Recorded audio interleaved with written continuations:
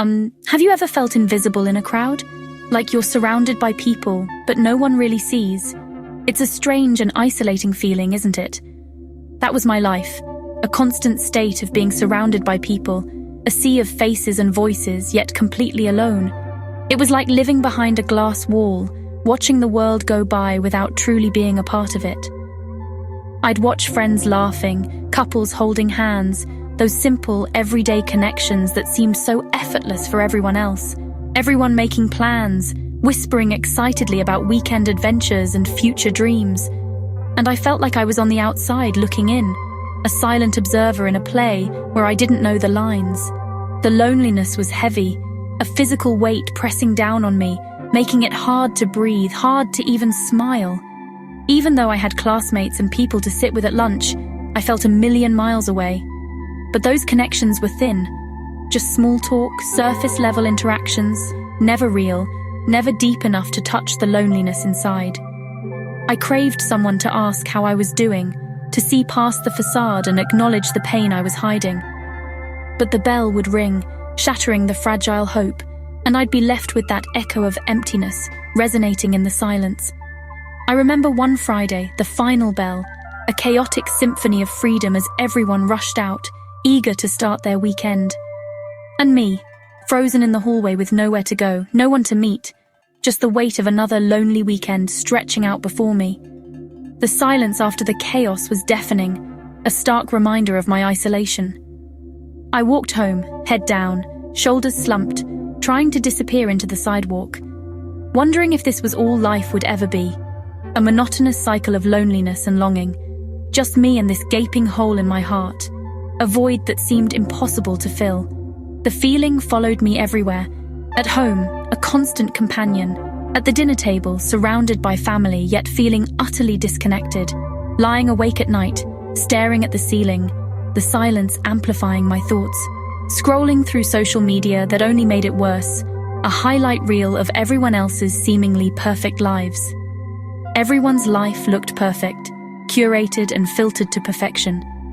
And I compared my mess to their highlight reels, a constant unfair comparison, a game I could never win, a vicious cycle of self-doubt and despair. It fed the lie that I was the only one who felt this way, that I was uniquely broken and alone, that something was wrong with me, that I was somehow unworthy of connection and belonging.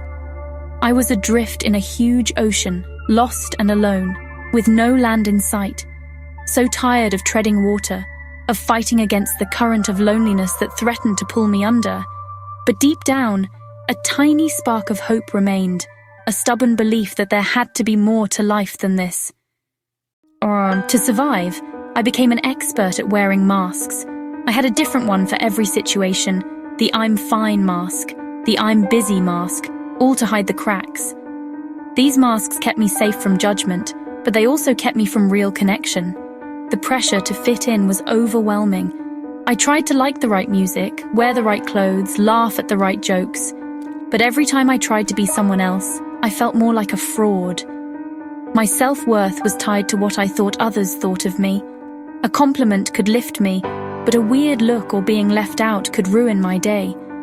I was letting other people define me, and I knew it was broken, but I didn't know how to stop. I believed I had to earn my value, changing myself to fit in, but it only made me lose sight of who I was. Underneath all the masks, I was a stranger to myself. And that was the scariest part. Amidst the swirling chaos of high school, the constant quest for acceptance, and the pressure to fit in, there was Chloe. She was a refreshing contrast to the superficiality that often dominated our world. She wasn't the most popular, not chasing after fleeting trends or social status, but she was undeniably kind and refreshingly real, comfortable and confident in her own skin. She possessed a quiet strength that drew people to her, a sense of self that I deeply admired. We happened to have history class together, and one day, seemingly out of the blue, she sat next to me. She actually listened when I spoke, engaged with my thoughts, and made me feel genuinely seen and heard, something that rarely happened. Our friendship grew slowly, nurtured in small, everyday moments, sharing notes and inside jokes, laughing until our stomachs hurt, walking to class, side by side, navigating the crowded hallways. With her, I didn't need a mask or a carefully constructed facade. She saw the real me, the messy, imperfect, vulnerable me, and didn't run away in judgment or discomfort. For the first time in a long time, I felt maybe, just maybe, I wasn't completely invisible, that I mattered to someone. One particularly rough week, when everything seemed to be crashing down around me, Chloe found me sitting alone at lunch, lost in my thoughts. She noticed my distress and gently asked what was wrong. Hesitantly, I began to open up, telling her everything. The overwhelming loneliness that had become my constant companion, the relentless pressure to succeed, and the pervasive feeling of being utterly worthless, like I didn't deserve to take up space in the world. She just listened patiently, without offering empty pity or tired cliches. Then, after I had poured out my heart, she extended an unexpected invitation, inviting me to her church youth group.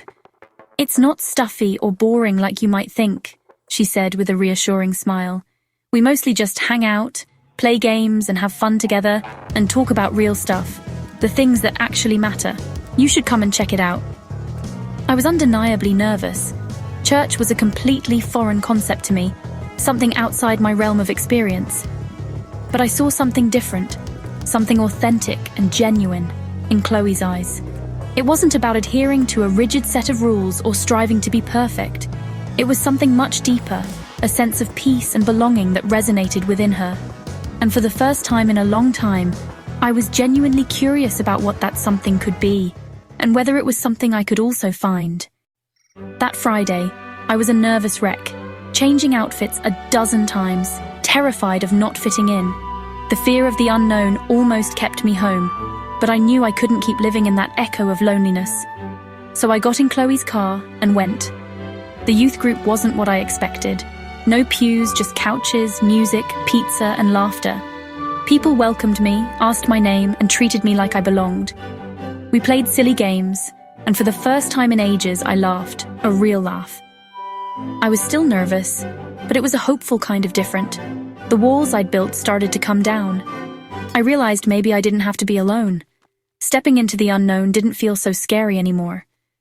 Or after games and pizza, the lights dimmed and a band played music that was alive and full of hope. I didn't know the words, but I felt the emotion, a mix of joy, peace, and something I couldn't name. The youth pastor, Mark, shared his own story of insecurity and trying to find worth in popularity. Every word resonated with me. I wasn't alone in how I felt. Then he talked about Jesus, not as a distant figure, but as someone who sees the real us and loves us anyway. A love that isn't earned, a love that just is. It was a radical idea for someone who'd always tried to earn approval. And then, in the quiet, I felt a whisper in my heart. You are seen, you are known, you are loved. Tears welled up, not from sadness but relief. The weight I'd carried for so long started to lift. God's love cut through my loneliness and changed everything. For the first time, I felt truly known. And I knew I wanted more of that. That night was just the beginning of a long journey, a journey into the depths of my own mind, my own beliefs.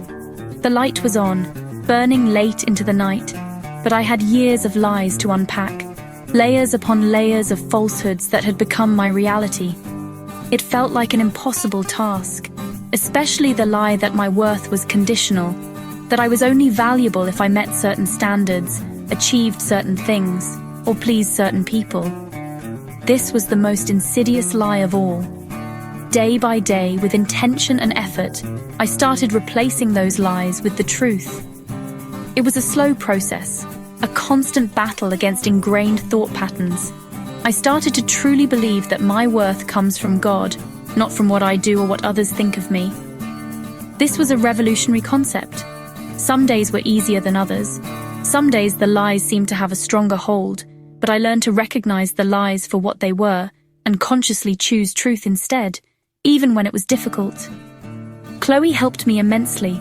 She encouraged me to read the Bible, to find solace and guidance in its words. Starting in John, and it felt like reading a love letter, a personal message of hope and acceptance just for me. I began journaling, writing down the lies I felt creeping into my thoughts, giving them a voice so I could confront them. Then finding a truth from the Bible, a verse or passage, to actively fight them, to replace the negativity with something positive and powerful. No one cares about you became, He will never leave you nor forsake you. A promise that resonated deep within my soul. Slowly, painstakingly, my thoughts shifted from insecurity and self-doubt to hope and a growing sense of self-worth. I realized I'd built my identity on the shaky ground of others' opinions, a foundation destined to crumble. Now, I was learning to build it on the solid rock of who God says I am, a foundation that could withstand any storm. I was chosen, cherished, deeply and unconditionally loved, created with purpose, for a reason, with unique gifts and talents to share with the world. These truths became the anchor for my soul, a lifeline in the turbulent seas of life. And they started to change everything, transforming my perspective, my relationships, and my entire life. As I kept going, I noticed a change in the mirror, not physical, but in my eyes. The emptiness was replaced by hope, then joy, then a steady light of peace. My smile was real, born from a deep well of joy that didn't depend on circumstances. I started seeing myself as God's masterpiece. Confidence grew, not loud, but quiet and strong. I began reaching out to others, asking how they were really doing, wanting to be a light like Chloe was for me. My friendships became real, rooted in authenticity, not performance. I learned true belonging comes from being fully yourself and finding people who love you for it. The anxiety faded, replaced by peace. Not the absence of problems, but God's presence in the middle of them. I still had bad days, but I wasn't alone anymore. God's peace guarded my heart in a way I never thought possible. Maybe my story sounds familiar to you. Maybe you know what it's like to feel on the outside, tired of masks and pressure. You're not alone. Your feelings are real, and you don't have to carry them by yourself. There's hope and purpose for you, bigger than the box you feel trapped in. Reflect. What lies have you believed about yourself? Are you letting others define your worth? What would it feel like to be loved just for who you are? Your journey will look different from mine, and that's okay. Maybe your first step is just talking to God, or finding a church, or reading the Bible. Living out loud for Jesus isn't about being perfect. It's about not struggling alone. Let His light shine through you, so someone else lost in a dark hallway can find their way. My journey from loneliness to purpose wasn't overnight. It's a daily walk of faith. The invitation Chloe gave me is for you too, an open invitation from Jesus Himself. He sees the real you behind all the masks and loves what He sees. If you're tired of trying to measure up, listen for that whisper: you are worthy, you are loved, you have a purpose. God isn't distant. He wants a real relationship with you. If you want to take that first step, you can simply pray, Jesus, I want to know you. Please come into my life and show me your love. That simple prayer can start the most incredible adventure of your life. Find a community, find your own Chloe, and don't do life alone. You were made for more, a life full of hope, faith, and joy. Your journey is just beginning.